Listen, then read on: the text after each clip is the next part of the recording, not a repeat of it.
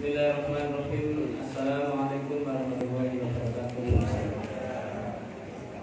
Alhamdulillah alladzi qaddafa lil ilmi wa rabbihi wa ridha. Asyhadu an la ilaha illallah wahdahu la syarika lah wa asyhadu anna Muhammadan abduhu wa rasuluh.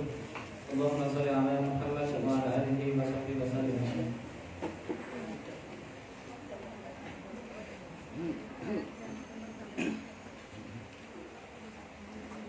Bismillahirrahmanirrahim. Babul jizyati utawi iki bab mertelaken tentang narik pajak wal hadanati lan gencatan senjata atau perjanjian untuk berhenti berperang. Jizyah pajak kita juga sudah mengerti. Gencatan senjata atau perdamaian ada perjanjian yang harus ditandatangani. An Abdurrahman bin Auf radhiyallahu an anna Nabiyya sallallahu alaihi wasallam akhadaha. Saat temene kanjeng Nabi akhadaha iku ngalap sapa kanjeng Nabi ing jizyah pajak, yakni ngarepaken sapa kanjeng Nabi al jizyata ing pajak min majusi Hajaro saking wong majusine tanah Hajar. Bapak Ibu sekalian, di negara Arab itu di sebuah tempat yang berdekatan dengan Madinah itu ada tanah Hajar namanya, daerah Hajar. Maka di situ untuk menarik pajak pada orang Majusi, memang pada waktu itu kan di Jazirah Arab tidak sepenuhnya semuanya Muslim, tidak sepenuhnya. Maka di situ ditarik jizyah pajak itu diperbolehkan. Maka memang di negara-negara yang Muslim itu ketika ada orang yang mau bertempat di wilayah itu, maka dikenai pajak. Nah kemudian di negara kita juga begitu, juga ada pajak. Maka pajak-pajak ini kalau bisa memang disesuaikan. Mungkin yang Muslim bisa diganti dengan zakat. Nah, mungkin yang selain Muslim bisa tetap masuk pajak. Karena di Islam ini ada namanya zakat. Sehingga ketika nanti larinya ke zakat, insya Allah semuanya akan punya ikatan yang kuat. Mungkin undang-undang zakat ini juga bisa diterapkan. Mungkin nanti barangkali ada pemerintah yang mendengarkan ini juga bisa menerapkan undang-undang tentang zakat. Sehingga umat Islam pun juga terikat dengan zakat. Dan juga zakat itu uangnya juga bisa digunakan untuk kemaslahatan sesuai dengan kepentingan-kepentingan yang ada.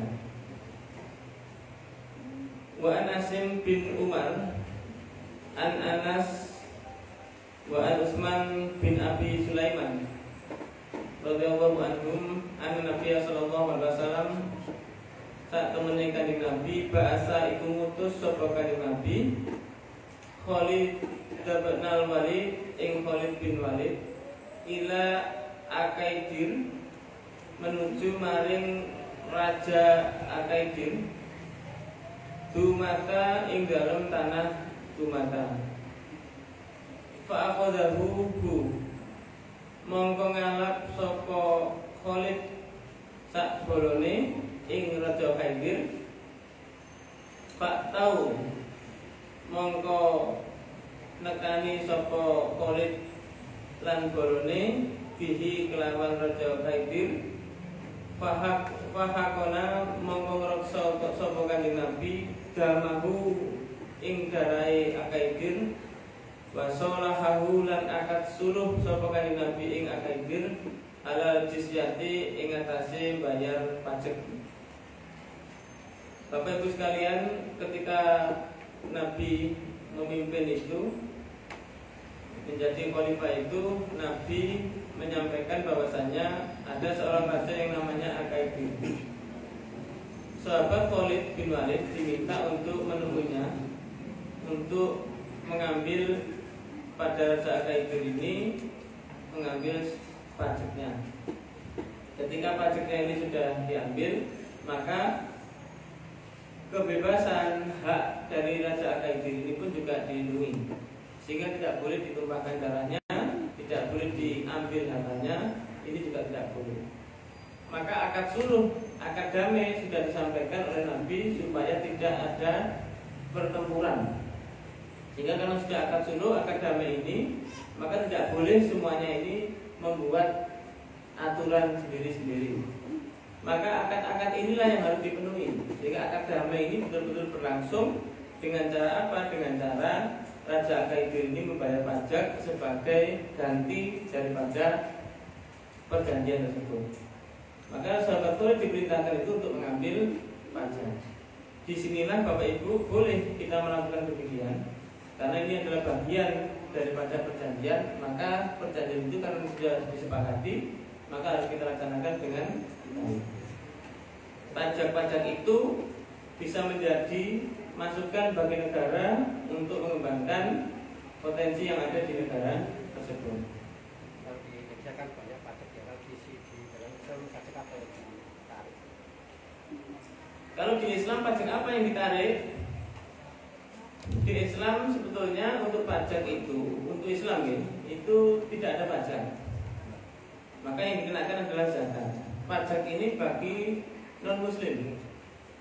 Pajak ini bagi non-muslim. Maka ketika panjenengan punya rumah, panjenengan punya motor, punya mobil dan itu dipakai, maka sifatnya tidak kena zakat. Gampangnya juga tidak kena apa? Pajak. Tetapi ketika panjenengan punya rumah, rumahnya lebih dari satu, yang jenengan pakai memang satu, yang 9 itu simpanan, lah 9 simpanan ini yang kena zakat. Itu di Islam. Maka jenengan bagus bagaimanapun motornya, mobilnya, kalau memang itu dipakai tidak sebagai hiasan, maka itu tidak kena zakat dan itu memang dipakai. Dan itu sepeda motor yang jenengan pakai rutin. Dan jenengan rutin pakai mobil, gimana nggak dipakai mobil? Karena pakai mobil ini kan biasanya sebulan sekali atau 2 bulan sekali, nah itu baru kena zakat. Tapi kalau mobil dipakai ke pasar, ke kantor, dipakai mobil ya tidak apa-apa ya kan. Tapi kalau kan akhirnya ini diakali, pokoknya digawe lah, tidak kena zakat dipakai, ini tidak boleh. Maka dari itu semuanya kena zakat. Tapi untuk orang Muslim tidak ada pajak, tidak ada. Makanya kalau bisa mungkin pemerintah menerapkan undang-undang zakat ini akan jadi baik dan semuanya akan tertata juga dengan baik. Kita memberikan juga dalam keadaan ikhlas karena itu bagian daripada perintah agama untuk berzakat. Kemudian pemerintah juga bisa menerapkan, memfungsikan uang zakat itu untuk sesuai dengan jalan yang ditempuh. Memang pajak ini untuk orang non-muslim memang begitu. Dan tetapi ada ikatan perjanjian. Kayak Raja Al-Kaidir tadi memberikan pajak karena tidak muslim, maka memberikan pajak, akhirnya kebebasannya Raja Al-Kaidir ini hak-haknya tetap dijaga. Itu ya. Wa an Mu'ad bin Jabal radhiyallahu an qala ba'asani ngutus ing ingsun an-nabi sapa nabi sallallahu alaihi wasallam ilal Yamani menuju tanah Yaman. Fa amaroni mongko perintah sapa kanjeng nabi ing ingsun an akuda ing ento ngalap sapa ingsun min kulli halimin saking saben-saben wong balik dinaron ing sak dinar au itlahu utawa sepadane dinar ma'afirian rupane dodot bangsa tanah Ma'afirin. Di dalam pajak itu dibebankan pada orang yang balik. Jadi orang muslim yang balik itu baru kena pajak. Mungkin ada orang suami istri, anaknya masih bayi, anaknya masih SD katakanlah, belum balik, maka belum kena pajak. Jadi yang kena pajak yang balik saja. Ya, ini hebatnya di Islam, sehingga tidak dikenai semuanya kena pajak. Maka dari itu dikenai 1 dinar ini adalah kesepakatan. Kalau memang tidak punya dinar, dia punyanya adalah mungkin bentuk pakaian atau apapun, monggo senilai 1 dinar, senilainya 1 dinar. Jadi kualitasnya sama, tidak harus bentuk uang. Mungkin Pak Tani, katakanlah Pak, dia bertani, tidak punya duit, punyanya beras, ya dinilai beras itu disesuaikan dengan kadar pajak tersebut. Jadi disesuaikan, ini menyamai, tidak harus bentuk uang, tetapi bentuknya adalah yang sama dengan ukuran tersebut. Wa an A'ib bin Amr al-Muzani radhiyallahu anhu, ani Nabi sallallahu alaihi wasallam qaul, dawuh sapa Kanjeng Nabi, al-Islamu utawi Islam ya'lu iku luhur, iku ngluhuri apa Islam, wala yu'la lan ora den luhuri apa Islam. Islam itu tinggi dan tidak mungkin ditinggi, maksudnya tidak mungkin dikalahkan. Karena Islam itu mengajak kepada kita untuk menjadi orang yang bermartabat, menjadi orang yang baik. Maka semuanya saja dengan akal cerdas, dengan pikiran yang baik, kalau memandang Islam itu dengan hati, saya yakin semuanya akan banyak tercapai. Ada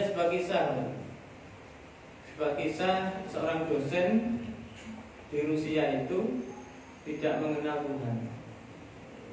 Karena tidak mengenal Tuhan, maka ada seorang bapak dan anak yang kerjanya ngirim surat cinta kepada orang-orang yang non-muslim. Isinya pokoknya ringkas cerita, Anda dicintai oleh Allah, maka menyembahlah kepada Allah supaya kita selamat. Ringkasnya begitu. Suatu saat bapaknya ini sakit sehingga tidak bisa pergi untuk menyebarkan surat cinta itu. Kemudian sang anak ini karena dididik untuk berdakwah, maka anak ini izin kepada orang tuanya, karena bapak sakit, bapak istirahat saja di rumah, saya izin untuk menyampaikan surat cinta ini kepada orang-orang di sekitar kita. Nah, di luar ini hujan, tidak apa-apa ya, saya punya jas hujan, intinya mau berangkat, tetap saya minta restunya saja supaya aman. Akhirnya sang ayah karena ini perintah dakwah diizinkan anaknya untuk berdakwah itu. Padahal istilahnya masih SD kadang-kadang begitu. Kan ngasih surat ini kan tidak lama, hanya ngasihkan saja. Kemudian setelah surat itu habis, tinggal 1 surat. Ada sebuah rumah yang di pojokan itu yang belum diberi, maka dia berjalan meskipun sekitar hampir setengah kilo gitu. Tapi dilaksanakan karena ada 1 rumah yang memang belum terjamah. Ternyata rumah itu adalah rumahnya seorang dosen, yang dosen itu ateis, tidak punya agama, dan kondisinya dia ini sebenarnya si dosen ini mau bunuh diri. Tali sudah dipasang, ketika mau bunuh diri ditekan bel oleh si anak, dibel bolak-balik sehingga si dosen ini melepaskan. Katanya menjemput surat tersebut. Setelah dibaca ringkas cerita, si ibu ini, dosen ini merasa terpanggil lagi. Allah mencintaimu, maka beribadahlah kepada Allah, hidupmu akan tenang. Sehingga dengan begitu si dosen ini mencoba, siapa anak kecil ini? Ternyata dia menyampaikan pada suatu forum, ada malaikat kecil yang menyelamatkan saya, yaitu anak tadi yang mengirim surat. Maknanya apa? Islam ini tinggi. Jadi kalau kita lihat betul, orang Islam itu berdakwahnya tidak memaksa. Makanya Bapak Ibu tidak boleh dakwah itu maksa. La ikroha fiddin. Tidak ada paksaan dalam agama. Cara berdakwah kita pun juga harus tenang. Ud'u ila sabili rabbika bil hikmah wal mau'izatil hasanah. Ngajak kita ini kepada jalan Allah dengan cara hikmah, hukum-hukum dijelaskan yang baik, kemudian ngomongnya yang bagus. Ngomong bagus itu yang lembut, yang tenang, yang baik. Wajar dilum bilagi ya asan. Kalau memang ada yang bantah, bantahlah dengan yang baik pula. Jangan emosi. Jangan emosi. Namanya orang Bapak Ibu, jujur sebelum iman pasti kafir kan? Pasti. Khalifah Umar kurang apa dengan Nabi pada waktu itu kan juga mau membunuh. Tapi ketika Nabi itu tetap dengan tenang, karena Nabi sadar dia belum tahu kalau saya ini adalah nabinya, rasulnya. Tapi ketika sudah tahu, orang semuanya akan tenang. Nah, maknanya apa? Ketika kita berdakwah, inilah yang menjadikan Islam ini akan terangkat. Orang kafir, orang non-muslim tidak mungkin membaca Al-Quran. Orang kafir tidak akan membaca hadis, tidak akan mungkin membaca itu. Tetapi yang dibaca adalah akhlak-akhlak kita. Akhlak-akhlak kita ini yang dilihat oleh orang. Jika ketika akhlak kita ini baik, orang akan melihat sopo itu. Oh, si fulan itu ternyata akhlaknya bagus. Setelah akhlaknya bagus, mesti merambat agamanya apa. Mesti akan begitu. Tapi ketika ini sudah dilakukan, maka Siti Aisyah menyampaikan pada sahabat, khuluquhul Quran. Akhlaknya Nabi adalah Al-Quran. Maka bagaimana kita ini yang sudah ngaji ini, ayo meninggikan Islam dengan cara berakhlak yang baik, berakhlak yang mulia, sehingga orang-orang akan tahu bahwasanya memang Islam itu tinggi, tidak mungkin ditinggi atau kalah dengan yang lain. Maka suatu saat akan kelihatan Bapak Ibu sekalian. Meskipun mungkin hari ini banyak Islamophobia, orang yang takut dengan Islam dicitrakan begitu jelek macam-macam, tidak usah khawatir. Jadi kan tidak usah membalas dengan kekerasan, tidak usah. Kecuali kalau memang itu betul-betul mengadakan perlawanan, mari kita lawan. Itu penting. Tapi kalau tidak, saya pikir tenang, tetap kita sampaikan. Makanya kalau mungkin demonstrasi silakan demo yang baik, aksi yang baik, tidak usah merusak-merusak. Yang kita sampaikan adalah bagaimana yang di luar itu. Kemarin kan sudah jelas di 212, ketika ada pasangan suami istri yang mau menikah di gereja, diberikan ruang. Jadi orang malah sopan santun dengan Islam itu luar biasa. Kok luar biasa? Kami tidak dihalangi, malah dikasih tempat. Inilah nanti Islam menjadi yaklu wala yu'la. Islam akan menjadi tinggi dan tidak mungkin akan ada yang menandingi. Habis ini kok ada yang yu'la alaih. Untuk makan itu macam-macam. Ada al-Islamu yu'la wala yu'la alaih, al-Islamu ya'lu wala yu'la alaih, ada kemudian dan sebagainya. Ini makan. Maka bagi kita tetap yang penting Islam ini akan jadi tinggi. Ketika kapan tingginya? Ketika umat seperti kita ini menjalankan Islam dengan baik sesuai dengan protokol syariatnya. Kalau kita ini ngomong protokol kesehatan, juga ngomong protokol syariatnya. Harus ada pakai protokolnya.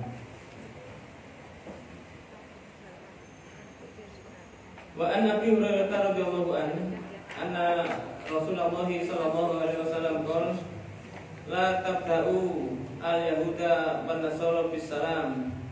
La tabda'u aja ngawiti sapa sira kabeh al-yahuda ing wong Yahudi wan nasara lan wong Nasrani bis salami kelawan ucap salam. Jangan mengawali dengan salam. Wa idza laqaitum ahadahum, ketika nalikane ketemu sapa sira kabeh ahadahum ing salah siji Yahudi Nasrani mau fitorikin ing dalan fatorruhu mongko sempitno sapa sira kabeh ing ahadahum ila atyakihi maring luwih sempite dalan.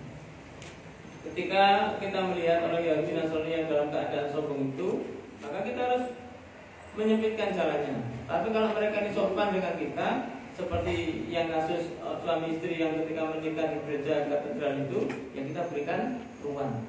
Ini maknanya begitu. Jadi ketika ada mereka ini sombong kepada kita, kita pun juga bisa melakukan begitu.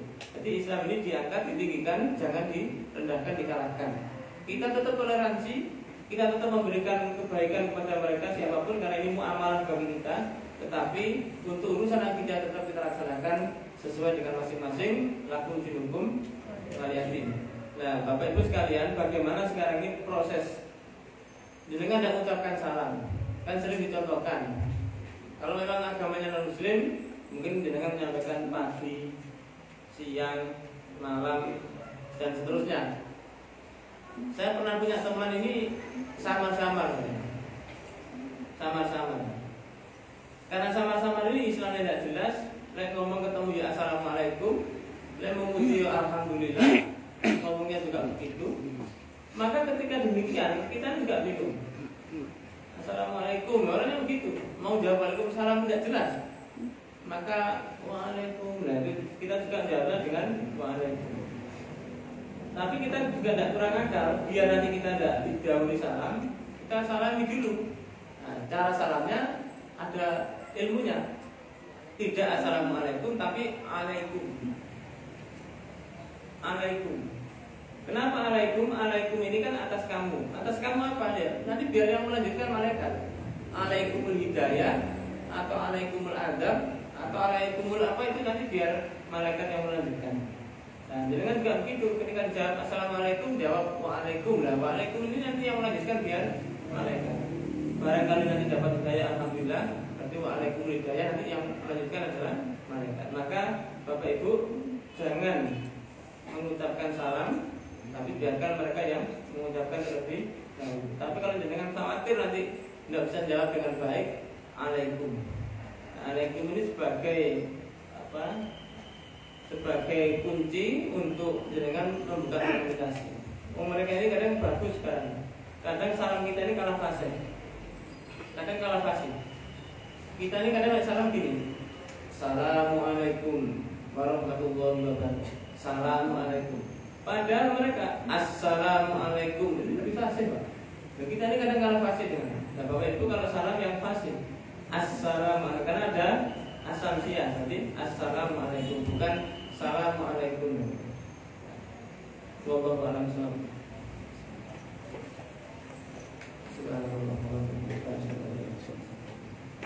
Assalamualaikum warahmatullahi wabarakatuh.